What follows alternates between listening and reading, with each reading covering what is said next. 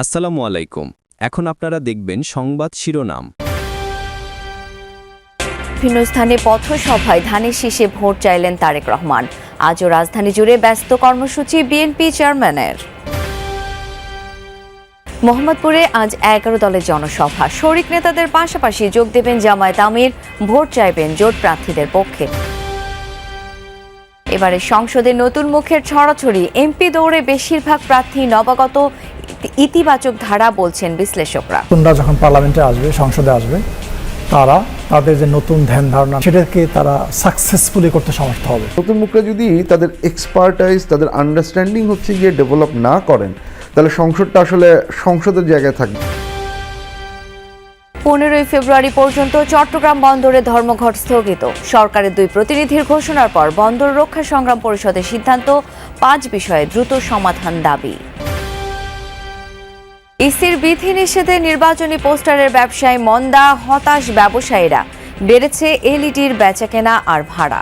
একটা পোস্টার উঠলেই হয়তো দেখা যায় যে 1 দিন 2 দিন লাগতো, এবার তার কোনোই নাই, কাজের পরিধি খুবই কম। কাগজের ব্যবসার অবস্থা খুবই খারাপ। এলইডি দেখা যাচ্ছে এখন স্কোয়ার ফিট হিসেবে বিক্রি করতে গেলে আমরা 1200 টাকা 1250 টাকা স্কোয়ার ফিট, না হলে আমাদেরও লাভ থাকে না।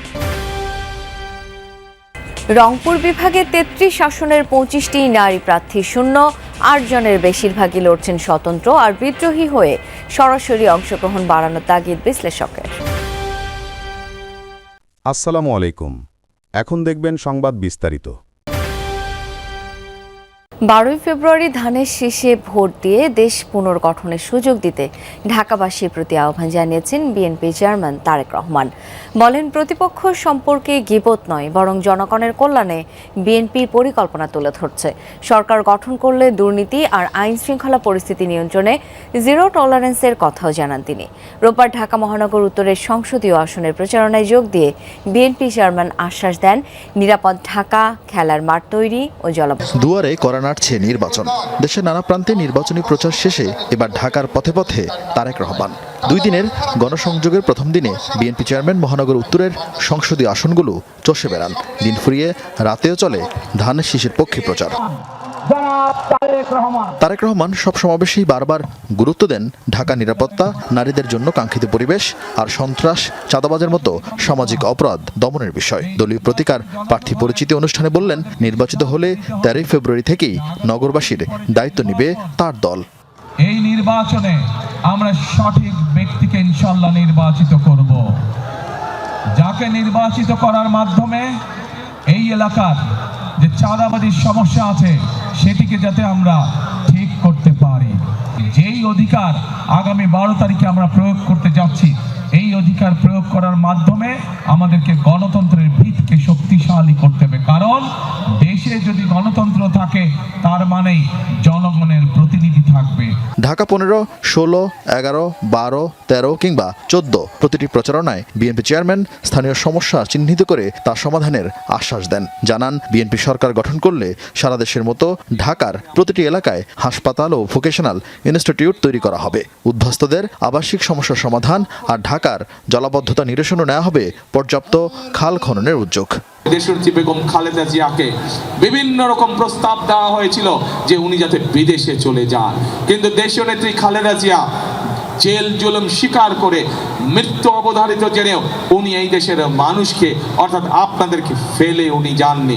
জীবনের শেষ দিন পর্যন্ত উনি আপনাদের সাথে ছিলেন।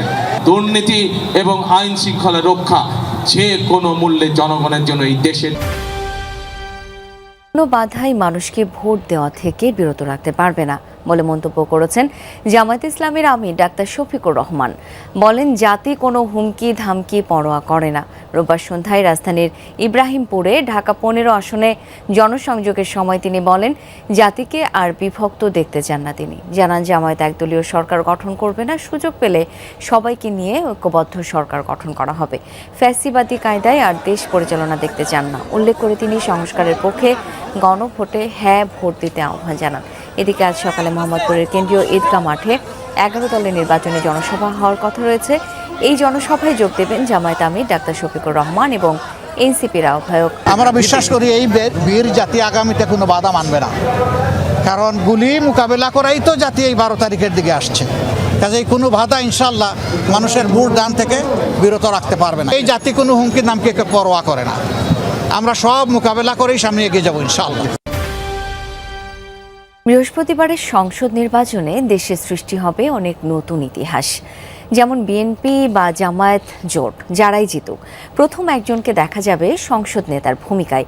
একইভাবে প্রধানমন্ত্রীর দায়িত্বেও আসবেন প্রথম একজন। শুধু প্রধানমন্ত্রী সংসদ নেতা নয়, এবার ইতিহাসে সবচেয়ে বেশি নতুন মুখ দেখা যাবে সংসদে। বিশ্লেষণে দেখা যাচ্ছে বিএনপি প্রার্থীদের ৭১ ভাগ এবং জামায়াতের ৯৭ ভাগই আগে সংসদে যাননি, আর এনসিপি ৩০ জন প্রার্থী হিসেবেই প্রথমবার নেমেছেন মাঠে। বিষয়টিকে ইতিবাচক হিসেবেই দেখছেন বিশ্লেষকরা। নির্বাচনে অংশ নেয়ারই অভিজ্ঞতা হয়নি, এবারের সংসদে যারা যাবেন তাদের অধিকাংশই নতুন মুখ। আমাদের যে পুরনো লোকজন যারা আছে তাদের যে ধ্যান ধারণা, তাদের যে আইডিয়া, তাদের সঙ্গে নতুন ধ্যান ধারণার বড় পার্থক্য আছে। সো আমার কাছে মনে হয় যে নতুনরা যখন পার্লামেন্টে আসবে, সংসদে আসবে, তাদের যে নতুন ধ্যান ধারণা, নতুন আইডিয়া, নতুন বাস্তবতা, পরিবর্তনের যে হাওয়া, সেটাকে তারা সাকসেসফুলি করতে সমর্থ হবে। নতুন প্রার্থী বেশি হওয়ায় এবারে উন্নয়ন বয়ানের প্রচার নেই, গুরুত্ব আগামীর বাংলাদেশ বিনির্মাণ ও ভবিষ্যৎ কর্মপরিকল্পনা।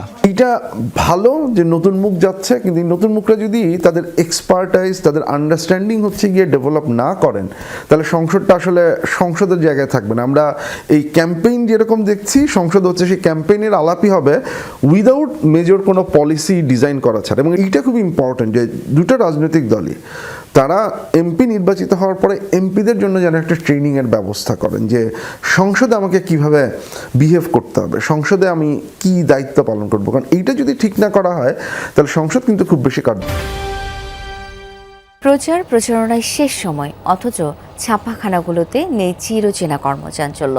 এবার পোস্টার ব্যবহার সম্পূর্ণ নিষেধ করেছে নির্বাচন কমিশন। এতে পরিবেশ রক্ষা পেলেও বড় ধাক্কা খেয়েছে ছাপাখানার ব্যবসা। তবে খাত সংশ্লিষ্টরা বলছেন, প্রচারণা যত পরিবেশ বান্ধব হবে তত বদলাবে প্রচারের ভাষা। তাই বিকল্প বিনিয়োগ বা বাজার না খুঁজলে ঢুকতে হতে পারে। নির্বাচনী প্রচার মানেই সড়ক অলিগলি পোস্টারের দখলে, যেখানে সেখানে সাঁটানো পোস্টারে বদলে যাওয়া সেই অলিগুলির চেহারা এখন বিগত দৃশ্য। এবারের পরিস্থিতি সম্পূর্ণ। এবারই প্রথম পরিবেশ আর দৃশ্য দূষণের কথা মাথায় রেখে সব রকম পোস্টার ব্যবহারে বিধিনিষেধ আছে নির্বাচন কমিশনের তরফে। ফলে বদলেছে প্রচারের ভাষা। ছাপাখানাগুলোতেও নেই নির্বাচনী মৌসুমের সেই চিরচেনা ব্যস্ততা। প্রকাশনা ও মুদ্রণ সমিতির হিসাবে 2018 সালের ভোটে 40 কোটির মতো পোস্টার ছাপিয়েছে প্রার্থীরা। আরামবাগ, ফকিরাপুল, নীলক্ষেতে 4000-এর মতো প্রিন্টিং প্রেস, যেগুলোতে অনেক মেশিনই এবারের ভোটে অলস সময় কাটাচ্ছে। লাখ লাখ পোস্টার ছাপা হয়তো, একটা পোস্টার উঠলেই হয়তো দেখা যাইল যে একদিন 2 দিন লাগতো, সাথে স্টিকার হয়তো, ব্যাজ হয়তো, অনেক কাজ হয়। কিন্তু এবার তার কোনো নাই, কাজের পরিধি খুবই কম। 10 লক্ষ টাকার কাজগুলো আমি 2 লাখ টাকা দিতে পারবো, কারণ 10 লক্ষ টাকা আমার কাজে আমি 2 লাখ টাকার কাজ করতে পারতেছি না। প্রচারের কথা মাথায় রেখে আগাম কাগজ কিনে রেখেছিলেন অনেক ব্যবসায়ীও। কাগজের ব্যবসার অবস্থা খুবই খারাপ। ছাপাখানায় ছাপা হবে, আমাদের কাছে পেপার নিবে, লেবারে কাজ করবে।